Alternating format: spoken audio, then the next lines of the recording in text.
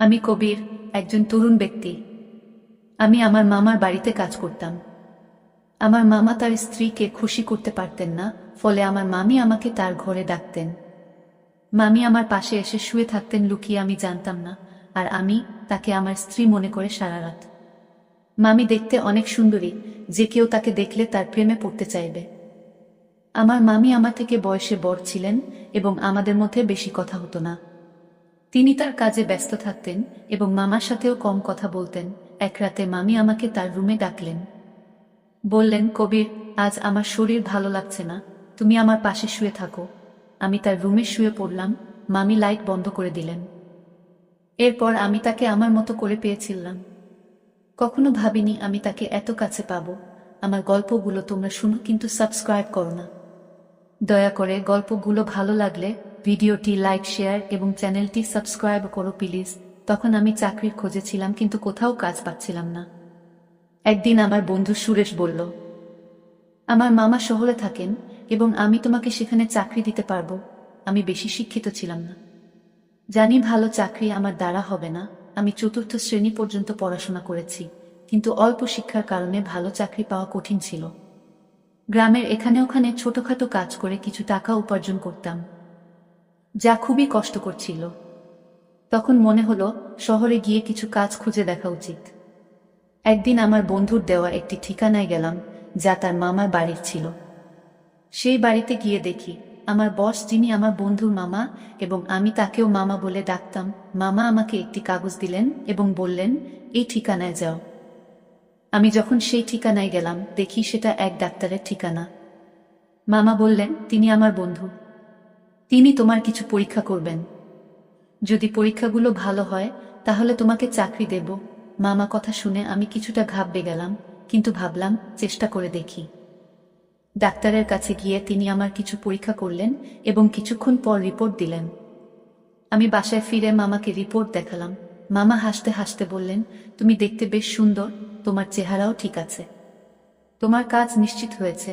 এত সহজে কাজ পেয়ে আমি অবাক হয়ে গেলাম এবং ভাবতে থাকলাম, কিভাবে এত সহজে এই সুযোগ পেলাম। প্রতিবেদনটি ইংরেজিতে লেখা ছিল এবং চতুর্থ শ্রেণী পাস একজন ব্যক্তির পক্ষে এটি বোঝা সহজ ছিল না। যখন বাড়িতে এসে আমার স্ত্রীকে দেখালাম, তিনি বললেন, তুমি অযথা চিন্তা করছো। এই ধনী লোকেরা আমাদের মতো গরিবদের পরীক্ষা করিয়ে নিশ্চিত হতে চায় যে আমরা কোনো বড় রোগে আক্রান্ত আছি কিনা। তারা মনে করে চাকরদের মাধ্যমে রোগ ছড়াতে পারে। তার কথা শুনে আমার মন অনেকটা হালকা হলো। আমি যে চাকরিটা চেয়েছিলাম সেটা পেয়ে গেছি। সকালে কাজে যাওয়া শুরু করলাম, কিন্তু আমার চোখ প্রায়ই মামির দিকে আটকে যেত। তিনি ছিলেন অত্যন্ত সুন্দরী এবং মার্জিত মহিলা। তাকে প্রথম দেখার পর থেকেই আমি ভাবতাম, আমার স্ত্রী যদি এত সুন্দর হতো। আমি আমার মামির একজন সাধারণ চাকর ছিলাম, তার অর্থের কোনো অভাব ছিল না। তিনি আমাকে প্রতিদিন বাজারে নিয়ে যেতেন, কারণ তার কোনো সন্তান ছিল না। আমার মামা ও মামির মধ্যে কোনো ঝগড়া ছিল না, তারা খুব ভালোবাসায় দিন কাটাতেন। আমি মামিকে মনে মনে ভালোবাসতে শুরু করলাম। তাকে নিয়ে ভাবতে লাগলাম। একদিন বাড়ির পুরনো চাকর এলো। সে আমাকে অভিনন্দন জানিয়ে বলল, তুমি পরীক্ষায় উত্তীর্ণ হয়েছ, কিন্তু মনে রেখো, এই বস, যাকে তুমি মামা বলে ডাকো, খুবই কঠোর। এই কথা শুনে আমি ঘাবড়ে গেলাম এবং ভাবতে লাগলাম, যদি আমাকে চাকরি থেকে বের করে দেয় তাহলে আমার কি হবে। সে চলে যাওয়ার পর আমি মামা মামিকে খুশি রাখার জন্য আরো মনোযোগী হলাম, কারণ এখন আমার চাকরিটা চলে গেলে এখন আর কোনোভাবেই চাকরি পাবো না। তাই আমি এই চাকরিটা মন থেকে করতে লাগলাম। মামা বেশিরভাগ সময় বাড়ির বাইরে থাকত। আমার মামি একদিন আমাকে তার রুমে ডেকে বললেন, তুমি খুবই অল্প বয়সী, পরিষ্কার পরিচ্ছন্নতার খেয়াল রাখো। আমি এমন একজন চাকর পছন্দ করি যে তার মনিবের মতো পোশাক পরে। এই বলে মামি আমার হাতে কিছু টাকা দিলেন এবং বললেন, এই টাকা থেকে বেতন ছাড়া নিজের জন্য খরচ করো। আমি খুশি হয়ে গেলাম এবং এই বিষয়টি আমার স্ত্রীকে বললাম না, কারণ আমিও আমার মামিকে খুব পছন্দ করতাম। আমি স্বপ্ন দেখতে শুরু করলাম যে মামির অভিব্যক্তি দেখে মনে হতো তিনি খুশি নন। তার কোনো সন্তান ছিল না, তাই মনে হতো মামা তাকে খুশি করতে পারছেন না। আমি মামিকে খুশি করতে চেয়েছিলাম। মামির দেওয়া টাকা নিয়ে পরের দিনই একটা মার্কেটে গিয়ে কিছু নতুন জামা কাপড় কিনলাম। আমাকে দেখে মামি বললেন, আজ তোকে খুব সুন্দর লাগছে, সবসময় এমনই থেকো। আমি লজ্জা পেয়ে চোখ নামিয়ে নিলাম। আসলে আমার বিয়ে হয়েছে মাত্র 3 বছর, কিন্তু আমার স্ত্রী মামির মতো সুন্দরী ছিলেন না। বিয়ের 2 বছর পরই আমাদের সন্তান নিউমোনিয়া হয় এবং সে পৃথিবী থেকে চলে যান। এরপর আমার স্ত্রী সারাক্ষণ দুঃখে কান্নাকাটি করত, কিন্তু আমি একজন পুরুষ এবং আমারও কিছু প্রয়োজন ছিল। আমি চাইতাম আমাদের আরেকটা সন্তান হোক, কিন্তু আমার স্ত্রী সন্তানের নাম শুনলেই বিরক্ত হয়ে যেতেন।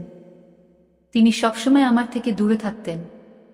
আমার মামিকে দেখে আমার মনোভাব বদলাতে শুরু করেছিল। মামা মামির বিয়ে হয়েছে 1 বছর হয়ে গেছে, কিন্তু তাদের কোনো সন্তান নেই। মামা সবসময় তার ব্যবসায় ব্যস্ত থাকতেন, আর মামি ফ্যাশন ও পার্টিতে মগ্ন থাকতেন। আমার মামিকে দেখে মনে হতো তিনি আমাকে পছন্দ করতে শুরু করেছেন। আমি প্রায় সিনেমা এবং নাটকে প্রেমের কাহিনী দেখতাম এবং কল্পনা করতাম। মামি আমার কাছে এসে বলবেন, আমি তোমার প্রেমে পড়েছি। এক রাতে যখন আমি ঘুমাচ্ছিলাম, মনে হলো আমার পাশে কেউ আছে। মামি ছিলেন খুবই সুন্দরী এবং তার দেহ আকর্ষণীয় ছিল। আমার স্ত্রী আমাদের সন্তান হারানোর দুঃখে নিজের শরীরকে অবহেলা করেছিলেন। কোনো যত্ন নিত না, তাই সে শুকিয়ে কাঠ হয়ে গেছে। আমার মতো একজন গরিব মানুষ যখন ভাবতাম আমি কি করে চাকরের মতো জীবন কাটাবো, তখন মামিকে আমার স্ত্রী ভেবে সারা রাত উপভোগ করতাম। মামি আমার দিকে তাকিয়ে মৃদু হাসতেন। আমি আমার মামির সান্নিধ্য উপভোগ করতে শুরু করলাম।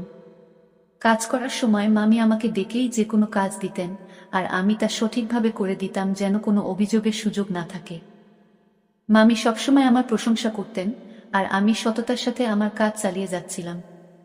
একদিন মামির শরীর খারাপ হলে আমি তাকে হাসপাতালে নিয়ে যাই এবং মামাকে ফোন করে জানাই।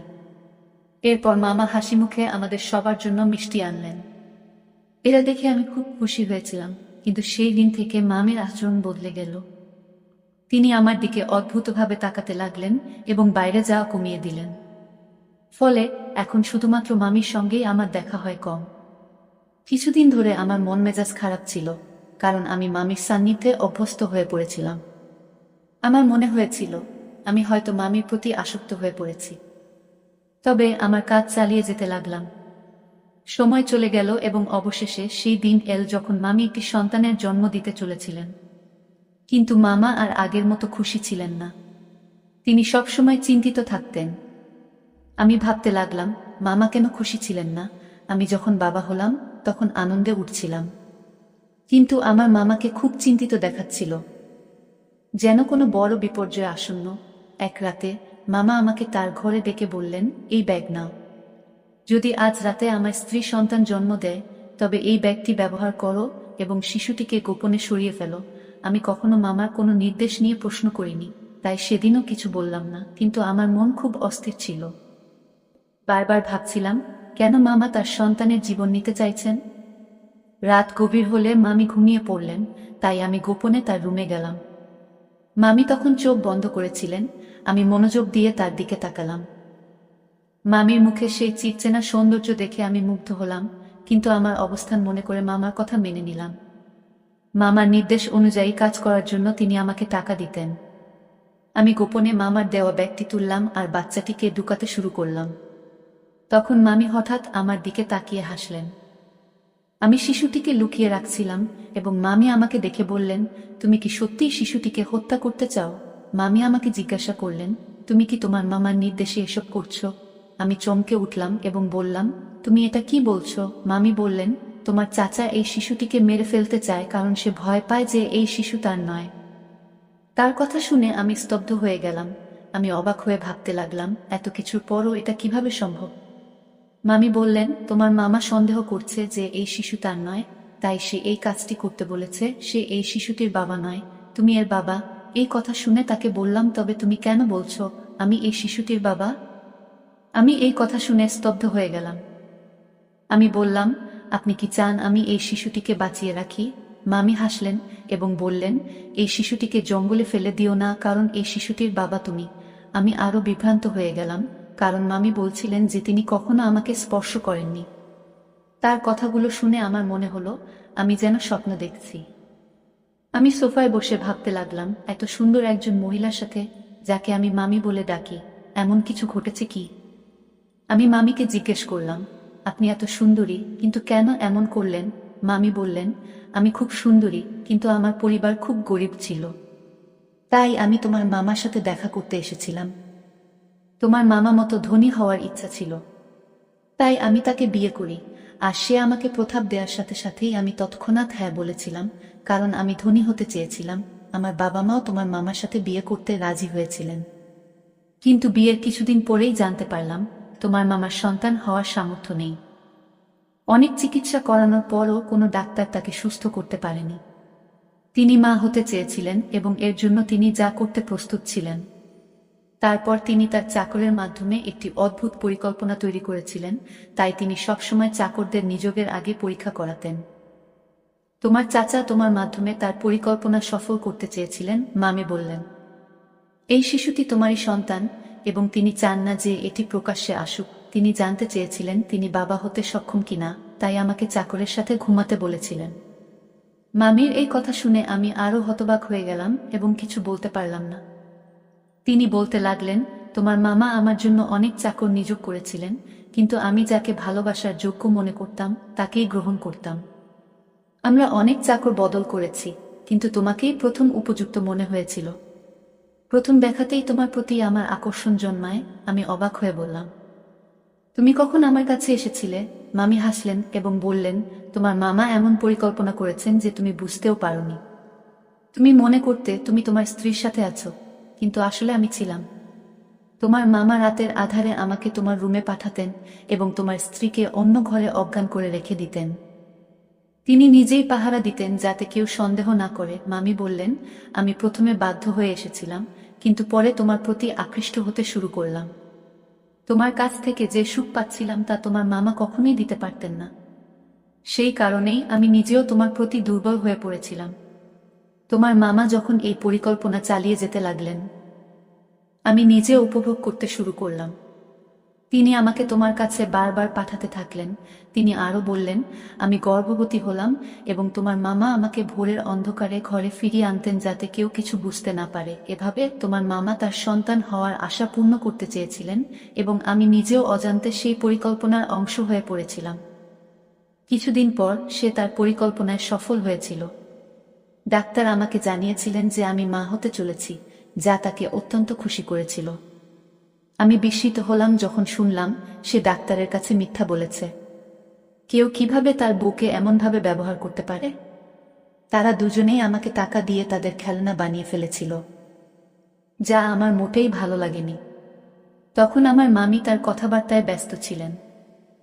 আমি তখন বুঝতে পারিনি যে আমি কি ভাবছিলাম, তবে মামি আমাকে বলেছিলেন, তোমার মামার পরিকল্পনা ব্যর্থ হয়েছে যখন তার একটি ছেলে হয়েছিল, কিন্তু তিনি একজন উত্তরাধিকারী চেয়েছিলেন। সে তার বন্ধুকে নিয়ে অন্য দেশে পালিয়ে যায় আর আমাকে বলে, এখন আমার কোনো সম্পত্তি নেই, আমার সব ব্যবসা শেষ। সেই শিশুটিকে আর সে চায় না। আমি বলেছিলাম, আমি তোমার বউ দাসী নই যাতে তোমার ইচ্ছে মতো চলি। আগে তুমি আমাকে একটা চাকরের সাথে ঘুমাতে বাধ্য করেছিলে যাতে সবাই জানতে না পারে তুমি বাবা হতে পারো না, আর এখন বলছো এই সন্তানের দরকার নেই। মনে রেখো, আমি তোমাকে তালাক দেব, কিন্তু শিশুটিকে মারতে দেব না। আমি বিশ্বাস করেছিলাম যে শিশুটিকে সে আর খারাপ বলবে না, সে তার সন্তানকে পুরোটা দেখাবে। কিন্তু আজ যখন সে বলল এই শিশুটিকে হত্যা করার পরিকল্পনা করেছে, তখন নিশ্চিত হলাম যে তার বুকের হৃদয় নেই, পাথরের মতো কঠিন। মামির এই কথা শুনে আমি তাকে গিয়ে বললাম, আমি এসব জানতাম না। যদি এটা অন্য কারোর বাচ্চা হতো, আমি জঙ্গলে ফেলে দিতাম না। আমি বললাম, এখন এসবের পরোয়া করি না। তুমি তার মা, তুমি নিজেই তার যত্ন নেবে। এ কথা বলে আমি চলে যেতে লাগলাম। তখন মামি আমাকে থামিয়ে বললেন, এটাও তোমার সন্তান, তুমি তার পিতা, তাই এর সুরক্ষার দায়িত্ব তোমারও সমান। আমি হাসি দিয়ে বললাম, এই সন্তান আমার, তাই তুমিও আমার স্ত্রী হয়েছ। এই কথা শুনে মামি মুচকি হেসে বললেন, ধন সম্পদের লোভে আমাকে অন্ধ করে দিয়েছে, তাই এমন একজন খারাপ লোককে বিয়ে করেছি যে তার সম্মান বাঁচানোর জন্য তার স্ত্রীকে চাকরের কাছে পাঠিয়েছে। আর যখন আমি তার সম্মান রক্ষা করেছি, সে আমার সন্তানের প্রাণ নিতে চেয়েছিল এবং বলেছিল যে এই শিশুটি হতভাগ্য। যখন ব্যবসা ব্যর্থ হয় এবং সমস্ত টাকা হারিয়ে যায়, তখন সে আমাদের সন্তানের প্রতি অখুশি হতে শুরু করে এবং শিশুটিকে জঙ্গলে ফেলে দেওয়ার সিদ্ধান্ত নেয়। এইসব জানার পরেও আমি এমন লোকের সাথে থাকতে চাই না। আমি মামুর দিকে তাকিয়ে জিজ্ঞেস করলাম, এই সন্তানের জন্য আপনি কি একজন নিজ চাকরের সাথে থাকবেন? মামি বললেন, আপনি গরিব হতে পারেন কিন্তু আপনার মন অনেক বড়। তাই আমি আপনাকে বিয়ে করতে চাই, যাতে আমাদের সন্তান বেঁচে থাকে এবং ভালো জীবন পেতে পারে। মামি আমাকে জানালেন তিনি তার মামার থেকে ডিভোর্স পেয়েছেন এবং আমরা একই বাড়িতে সুখে থাকতে শুরু করি। মামি সেই বাড়িটি আগেই তার নামে পেয়েছিলেন। কিছুদিন পর যখন আমার স্ত্রী বিষয়টি জানতে পারেন, তিনি আমাকে ছেড়ে চিরকালের জন্য তার বাবা মায়ের বাড়িতে চলে যেতে চান এবং তালাকের প্রক্রিয়া শুরু করেন। কিন্তু মামি যখন পুরো ঘটনা আমার স্ত্রীকে জানালেন, আমি তাকে অনেক বুঝিয়ে শান্ত করি। অবশেষে আমি আমার দুই স্ত্রীর সাথেই সুখে সংসার করতে শুরু করি এবং আমরা সবাই মিলে সুখে থাকি। আজ আমি খুব খুশি, কারণ আমি জানতাম না যে আমার জীবন এত সুন্দর হবে। গল্পটা কেমন লাগলো জানাতে ভুলবে না। আরও মজার মজার রোমান্টিক গল্প শুনতে চাইলে ভিডিওটি লাইক, শেয়ার